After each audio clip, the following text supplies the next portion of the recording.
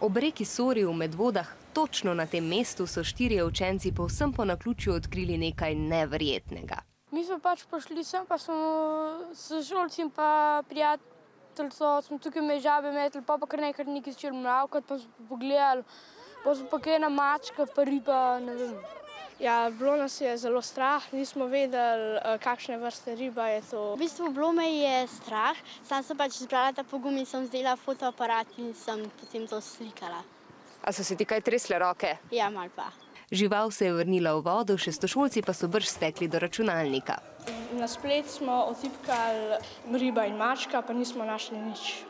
Potem smo pa še vtipkali v angleščini in je pisalo, da so v Angliji leta 1979 našli to ribo in mačko. Zato so napisali e-pošto Biotehniški fakulteti, strokovnjaki so se hitro odzvali, tudi na naš klic. Gre pravzaprav za neverjetno odkritje, gre pravzaprav za reprezentacijo ribe, ki je na nek način člen med ribo in pa med sesalcem, ki smo ga iskali že dolgo časa. O tem so pravzaprav že Angleži govorili. Gre pa za vrsto, ki se ji reče mačorib, latinsko Gatus aquaticus. Včeraj pa so jo odkrili v Medvodah in to prav vaši vrstniki.